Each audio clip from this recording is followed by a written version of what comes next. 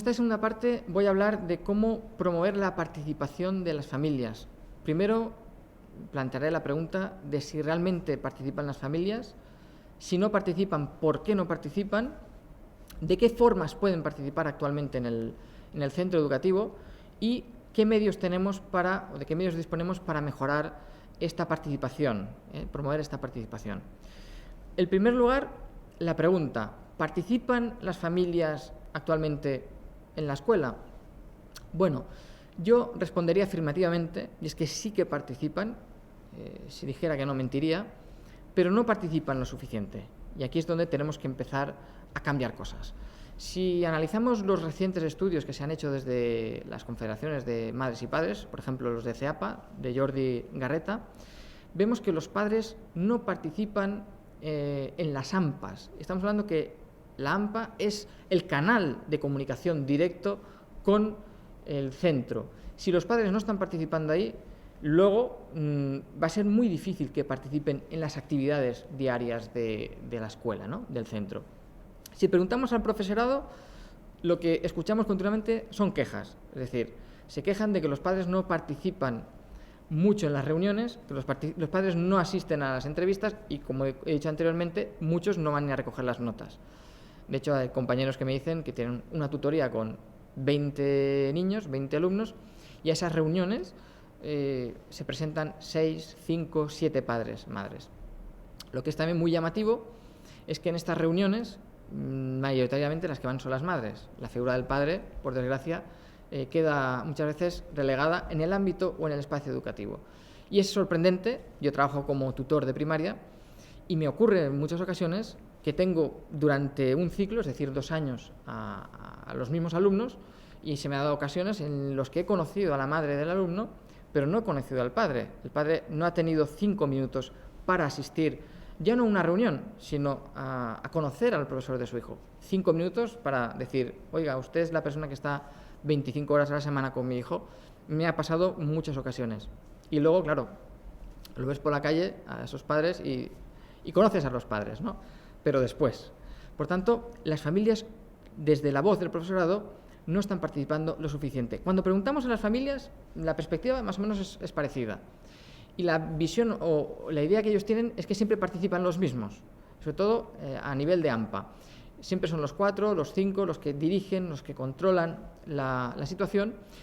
Y en cuanto a las reuniones, pues bueno, van unos, van otros, pero la percepción es que, como hemos comentado anteriormente, hay unas familias preocupadas, implicadas, y son los que suelen participar, los que suelen venir. Casualmente, siempre solemos insistir así desde el profesorado, muchas veces a los que menos falta les hace. Y tenemos que empezar a conectar con estas personas, con estos padres, estas familias que no participan. Pero es muy importante que reflexionemos sobre por qué no participan, por qué no vienen. Las causas son diversas, hay muchas causas por las que no participan. Y creo que aquí tenemos que hacer mucha autocrítica desde la escuela, pues muchas veces nosotros tenemos parte de culpa de que no se dé esa participación. No digo que la tengamos toda, pero sí parte de culpa. La primera es que los padres tienen una sensación de ausencia de pertenencia. He hablado antes de que formamos una comunidad y muchas veces el padre tiene la sensación de que no pertenece a esa comunidad. ¿Por qué? Porque los padres van por un lado, la escuela funciona por otro y no hay un lugar de encuentro entre la familia y la escuela. Lo que estamos potenciando, estamos diciendo que las grandes empresas como Apple, como Google, están potenciando el trabajo en equipo. Y nosotros, que desde la escuela deberíamos potenciar ese trabajo en equipo, pero no solo equipos de profesores, sino equipo profesores, equipo padres y todos juntos, estamos potenciando el individualismo. Y aquí tenemos que tener mucho cuidado porque somos transmisores de ejemplos, somos ejemplo de nuestros alumnos y esto lo estamos transmitiendo también a nuestros alumnos. Además, los padres tampoco participan muchas veces por desconocimiento. No saben cómo participar con la escuela. Y claro, muchas veces la gente se pregunta, ¿pero cómo no saben si estamos en la era del conocimiento, donde estamos a un golpe de clic y tenemos toda esa información? ¿Cómo pueden participar? ¿Cómo pueden hacer? Si desde la AMPA están dando esa información, ¿cómo?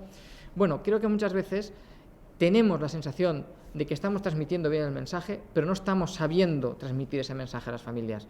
Y tenemos que conectar, enviando unas notas informativas que sean muy claras, muy precisas. Y a veces estamos enviando notas demasiado extensas y sobre todo una gran cantidad de información. que los padres al final no saben cómo seleccionar o de qué forma la tienen que seleccionar y acaban por no hacer muchas veces caso a esa información que les están llegando del centro.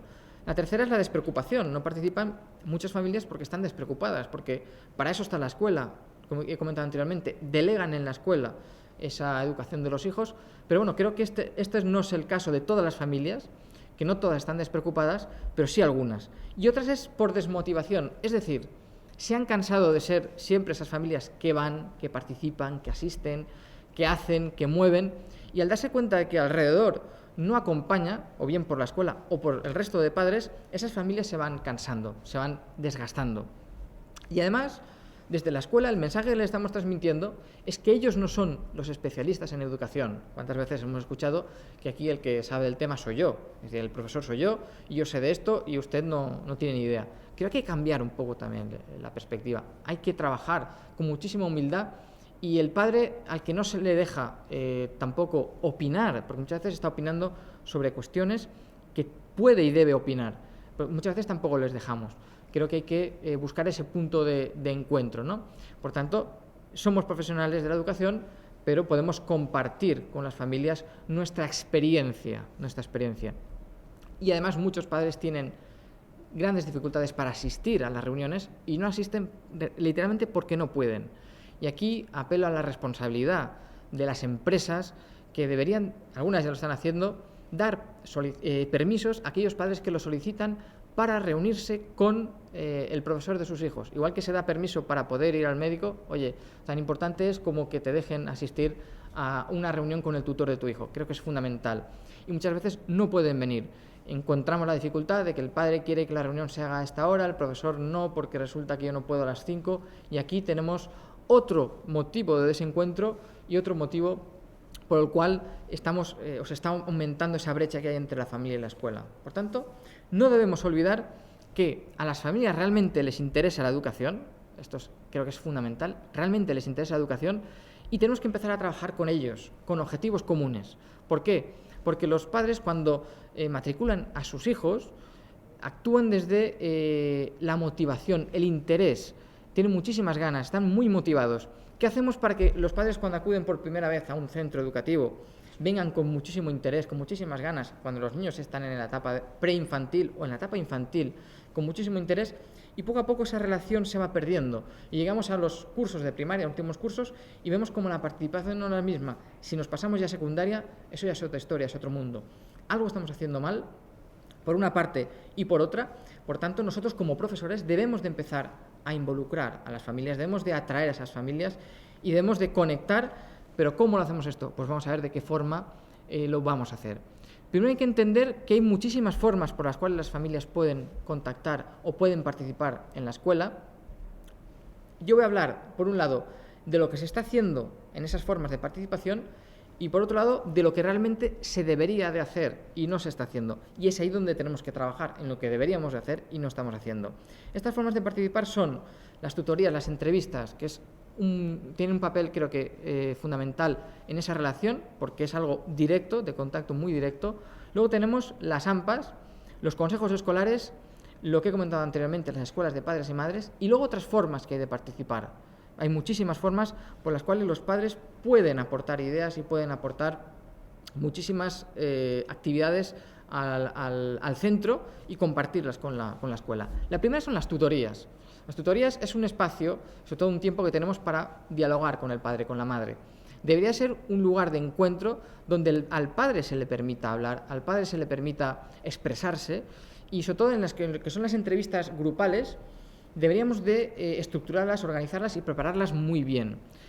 Está ocurriendo en muchos casos, nos encontramos donde esas tutorías y sobre todo esas entrevistas grupales se están repitiendo continuamente. Es decir, estamos repitiendo esquemas, repitiendo patrones. ¿Cómo hacemos esas tutorías? Como las hicimos en el curso anterior. ¿Cómo hacemos esas reuniones grupales? Como se hicieron en el curso anterior. Claro, nos encontramos con padres, madres que tienen 2 alumnos matriculados en el centro y que casualmente son hermanos y que los tenemos nosotros un año y 2 años después lo tenemos al hermano. El padre percibe que la reunión que ha recibido 2 años después es la misma que le hace 2 años con el hermano. Y esto hay que cambiarlo. ¿Por qué? Porque si cambiamos las familias, cambiamos los alumnos, nosotros tenemos que cambiar también la reunión. La realidad es totalmente distinta. Y en ocasiones esa reunión se convierte en algo que tenemos que hacer para cumplir el expediente porque nos lo están mandando y lo estamos haciendo. Hemos de tomarnos mucho más en serio esas entrevistas grupales, esas reuniones grupales, y luego las entrevistas individuales. Se han de preparar y el padre debe percibir que le dedicamos una atención plena, exclusiva al padre. No podemos estar en la reunión y nos interrumpen una llamada, entra a dirección, otra llamada. No, ese tiempo que dedicamos al padre, tenemos poco tiempo, disponemos de poco tiempo, que sea al 100%. Y el padre igual. Y sobre todo, muy importante, cuando el padre o la madre sale de la reunión, siempre con unos objetivos claros. Es decir, si hemos hecho una reunión es por algo, queremos conseguir algo. ¿Qué es lo que queremos conseguir? Esto. Vamos a llegar hasta ahí siguiendo estos pasos. Vamos a emplazar dentro de un mes, dentro de 15 días, volvemos a hablar y vamos a ver si ese trabajo que estamos haciendo durante este tiempo está dando unos resultados. Lo que no puede ser es terminar una reunión, terminar una entrevista sin unos objetivos claros. Y que el padre se va, la madre se va y bueno, sí, nos hemos reunido, pero ¿para qué ha servido esa reunión? Pues literalmente para perder el tiempo, ¿no? Y tenemos que adaptarnos al padre, a la madre y sobre todo tener en cuenta que ese padre o esa madre tiene un alumno concreto y todos los alumnos son iguales, por tanto a los padres no se les debe de tratar a todos por igual y cada uno necesita una atención especial, una atención específica, muy importante. Además, luego tenemos otra forma de participar y son las asociaciones de padres y madres, las AMPAs. Deberían de ser el enlace, el nexo de unión entre el centro educativo y las familias, ¿no? La representación de las familias en el centro. Y deberían ser las que colaboraran, las que participaran y las que aportaran muchísimo más valor a la escuela. Pero nos estamos encontrando que muchas veces son las que nos están entorpeciendo el trabajo en la escuela. ¿Por qué? Porque yo digo que siempre hay dos tipos de AMPAs. Tenemos las AMPAs que son inteligentes, AMPAs saludables, y luego tenemos las AMPAs tóxicas, que son las que se dedican a intoxicar el ambiente realmente, ¿no? Las que critican, las que muchas veces vienen influenciadas, ya no por ellas, sino por las propias confederaciones, ¿no? Y se atreven a hablar mal, a poner en duda muchas cuestiones que no son así. He hablado antes de la realidad, de conocer la realidad. Muchas veces estas AMPAs desconocen la realidad y mueven a un grupo de padres a unas sabiendas de que son desconocedores de esta realidad y bueno, se puede hacer mucho daño y de hecho en muchas ocasiones ocurre. Tenemos que trabajar, las AMPAs se deben de integrar y debemos de elevar el número de AMPAs inteligentes en la escuela, debemos de apartar a esas AMPAs tóxicas que, como digo, se mueven por intereses muchas veces no puramente educativos e incluso en muchas ocasiones son intereses políticos y esto no se puede permitir en el siglo XXI en la escuela. ¿Por qué? Porque si el director de la escuela, por lo que sea, pues pertenece a un partido político y resulta que el presidente de la AMPA, al contrario, ya tenemos el lío.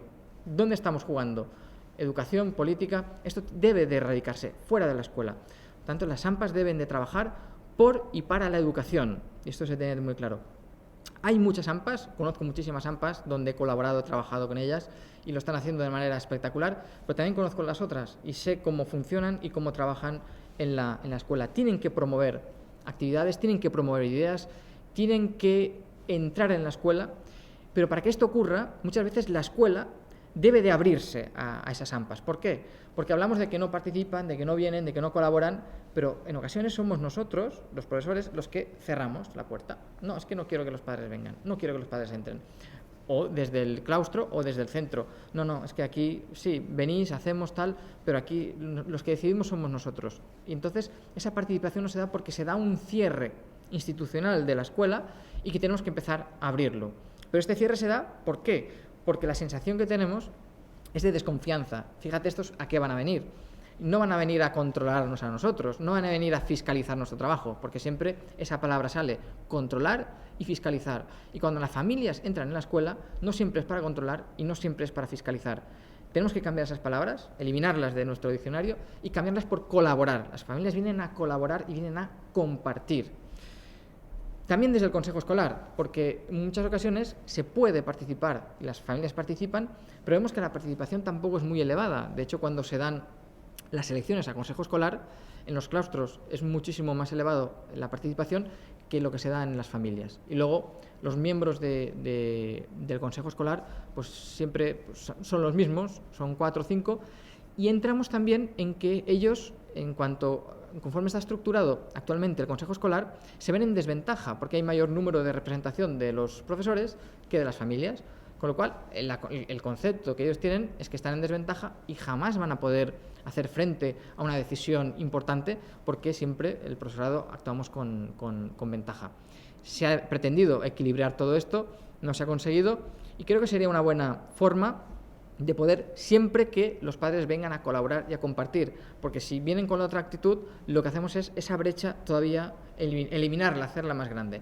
Y al Consejo Escolar se viene a aportar ideas de cómo podemos mejorar la comunidad educativa, de cómo podemos ayudar a nuestros alumnos, de qué actividades podemos realizar, de qué manera podemos participar. Ni el Consejo Escolar ni la AMPA se puede reducir a vamos a organizar actividades de carnaval, vamos a organizar actividades para la fiesta de final de curso. Eso no es un AMPA y eso tampoco es decisión de un Consejo Escolar. Creo que va el trabajo mucho más allá de todo esto y no se está haciendo, porque al final nos reunimos, se hace, se decide, se vota y son en ocasiones incluso reuniones totalmente testimoniales, porque hay que hacerlas, porque nos marca la ley que hay que hacerlas al trimestre, a lo largo del curso, y se hacen, ¿no? Pero esto tenemos que cambiarlo.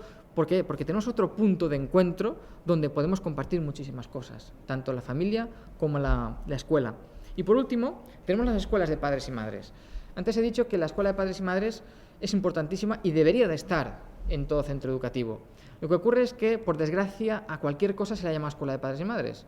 Un centro o un AMPA que lo que ha hecho ha sido organizar 2 conferencias, 2 charlas, han llamado a un conferenciante, han llamado a un ponente y han organizado 2 charlas, a eso lo han llamado escuela de padres y madres. Y eso para mí es una escuela de padres y madres. ¿Por qué? Porque una escuela de padres tiene que tener unos objetivos muy claros, muy bien delimitados y tiene que hacer participar a las familias. Es decir, que cuando termina esa charla, esa conferencia, los padres es cuando realmente les surgen muchas dudas y esas dudas no tienen jamás respuesta por parte del ponente, del conferenciante, porque nuevamente desaparece.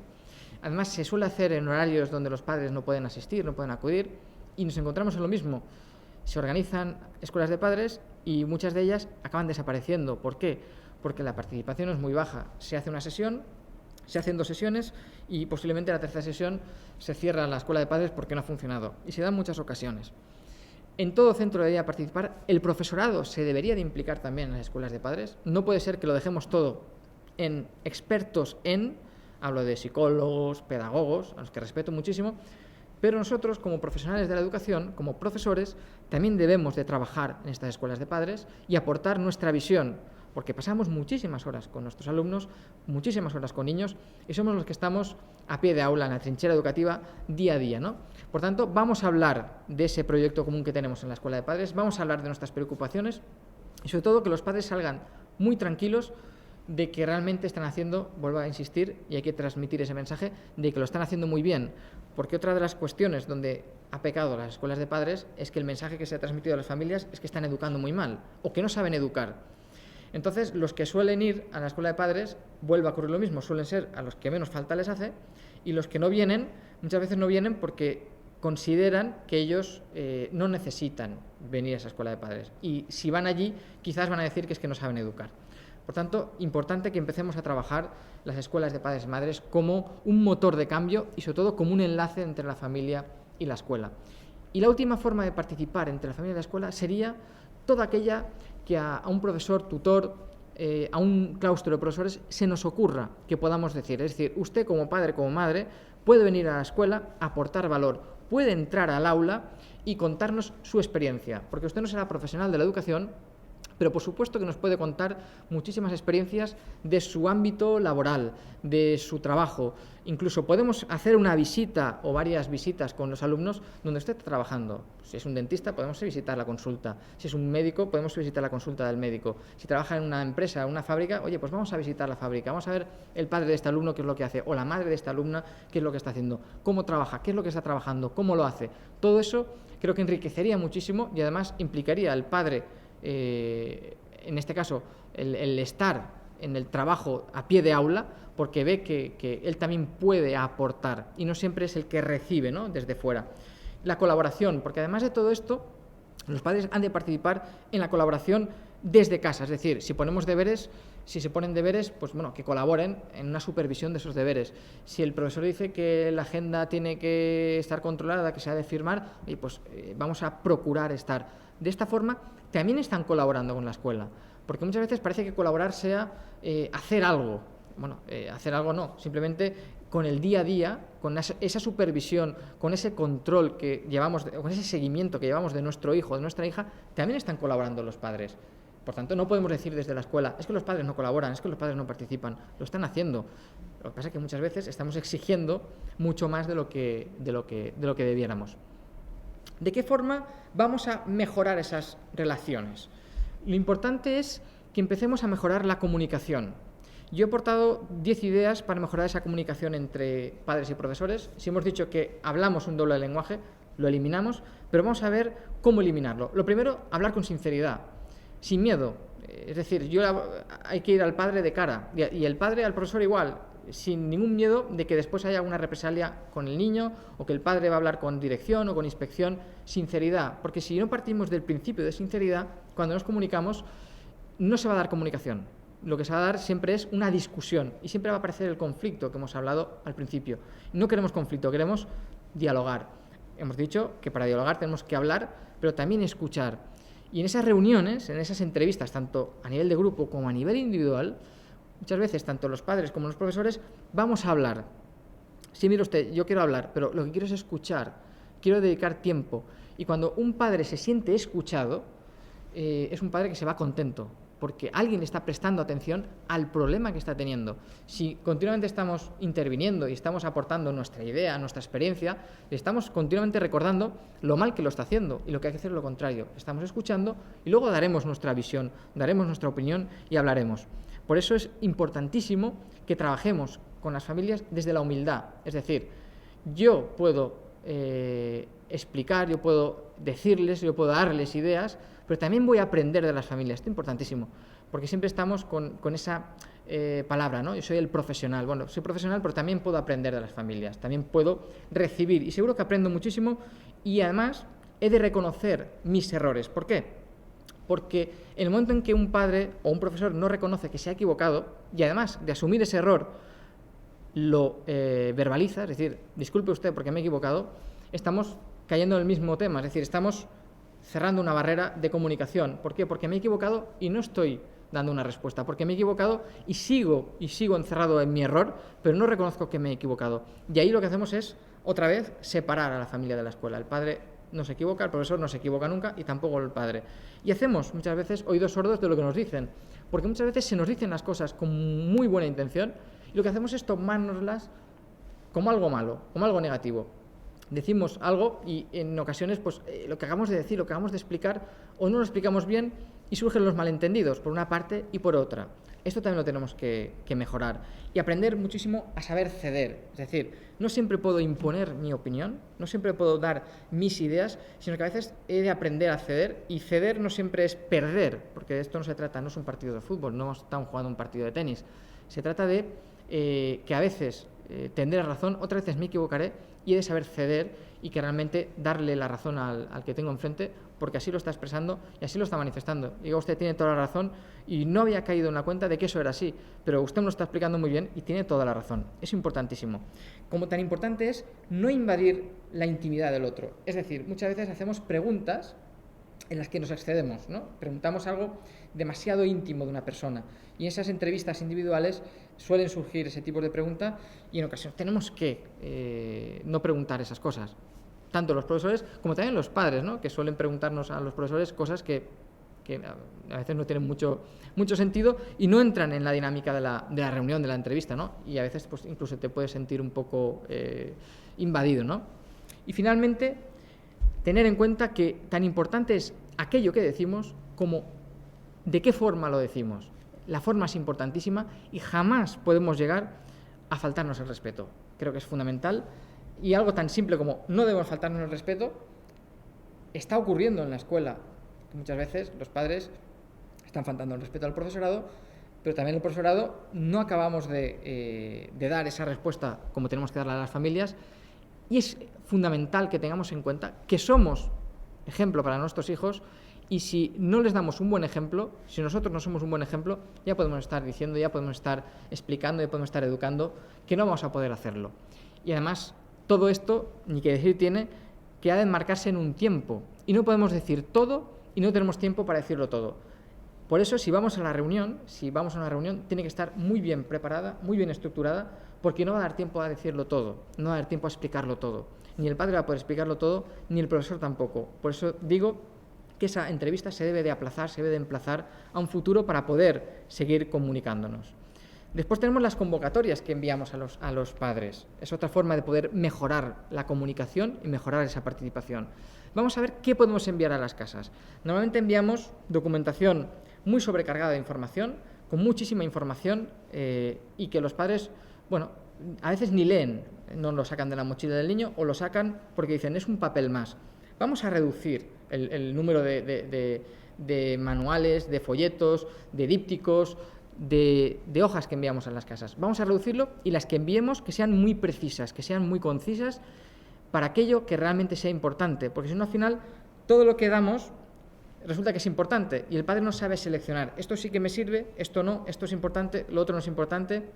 ¿Qué podemos enviar? Por ejemplo, podemos enviar folletos del tipo colabora con la escuela, es decir, información en la que demos ideas a los padres de qué forma pueden colaborar, de qué forma podemos aumentar esa confianza, de qué forma podemos aumentar la comunicación por escrito, una hoja pequeñita, un folleto que se envía, uno a lo largo del curso. Se puede enviar una carta, una circular al principio del curso dando la bienvenida.